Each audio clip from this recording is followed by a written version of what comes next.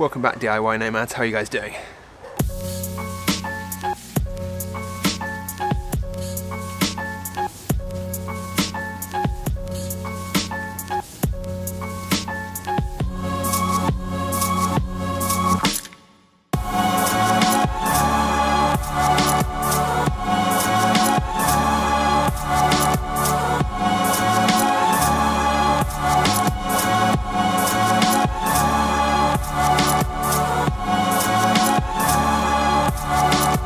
So I screwed up the first battery platform. I forgot to add in like the bits on the side because otherwise it wasn't going to be wide enough to span the whole width of the gap.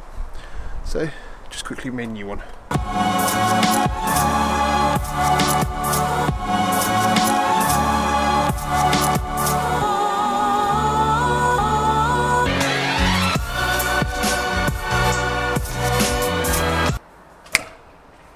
So I'm still undecided about where to put my control panel in and what sort of orientation, but I know roughly the area it's going to go. So I'm going to just cut a hole in the top of the kitchen surface. I'm going to start feeding the cables through just so I can get the electric stuff hooked up.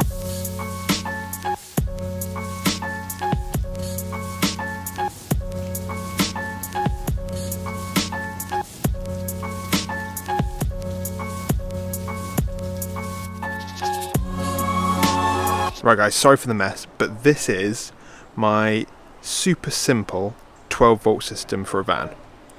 I'm going to take you through what it is and then I'm going to explain the sort of details around it. So this is my AGM 220 amp hour leisure battery. It's AGM basically means it's glass matte fibre, so there's no liquid in there. It's completely maintenance free. It lasts a hell of a lot longer than a lead acid normally, and it's basic. You can put it on its side, it's vibration resistant, it's a pretty damn good battery to have. But it obviously does cost a bit more, but it lasts so much longer than a lead acid that it's worth it. So the question is, do you want to go cheap at the start but then end up spending more money in the long run, or do you want to invest a bit more at the start if you can and you actually save a bit of money in the future? So out of the 3 tubes, these are the cables that go to my control panel, and they clip into the 3 red 10 amp fuses at the back there. There's also 15 amp, but that's for another accessory if I need it. And then there's also 2 extra slots. They're all wired up, so I can plug in extra stuff when I need to into these 3 spare slots. And I mean, I can change any fuse in there really. And then this goes from the kit that I got from Rayne Automotive. This goes to the positive on the battery. And then on the other end of that cable, there's an earthing cable, and that's running to my current earthing point here. So that means that now my control panel is wired up. So it's got power to all 4 switches, power to the USB slots, power to the cigarette lighter bit here. It's not mounted yet, I'm still doing some stuff to it. But that is that powered up, and then off the back of these switches you have the cables that go to all the different things that you have. Now I'll explain more about the control panel in a second. The only other cable I have from the control panel coming into the rear here is the one that goes to the water pump. I'm not mounting it here, don't worry, but it goes to the water pump and then loops back around and goes all the way back through, and that then goes to the other end, which is the tap switch. So the tap switch controls the water pump, which goes back to the control panel. Hope that makes sense. Next I've got my inverter, which converts my battery power to mains power. This is a 1500 watt with peak 3000 watt. I decided to splash out and get a more expensive one, just because I feel like it'll be better and it'll be better for the battery and everything. Then it's got a little earthing point that I put to another little earthing point here. And then we've got obviously 1 power cable and then the negative power cable that link up to the ports in the bottom here. That's that wired up, really simple. And then you can plug your stuff in the top. I'm going to make an extension lead that goes to the front, but that is your plugs there. This CTEK D250 SA is what makes this such a simple system. I actually have the CTEK D250S in the Ford Transit Custom, but this is the newer one, and this takes smart alternators without needing extra relays put into the system. So, how do you wire this up? Very simply, if you have solar panels, which I will do in the next video, the positive of the solar panel goes to here, the negative of the solar panel goes to here. If you have power coming from your starter battery in your van, your actual van battery, the positive goes to here, and the negative, so we've got just down here, we've got the positive and the negative from the battery here. The negative goes to the earthing point and then all the way back to the negative on the battery. The positive comes out through a 30 amp fuse, comes up and plugs in there. So that is power from both the alternator slash van battery and solar panel. Then you have your positive and negative that go to your battery. The positive needs another 30 amp fuse, goes to the battery, and the negative just goes directly to the negative on the battery. So that's really cleared up all the cables going to this. So we've got the power to the control panel, the power to the inverter, and then the power from the CTEC. And then on the negative side, we've got the negative from the CTEC, the negative from the inverter, and then a negative, really nice thick earthing cable here that goes to my earthing point. So to get all of this mounted and ready and everything, what I've needed is a screwdriver of some sort to get everything screwed to places like here, and screwing these bits into the wall.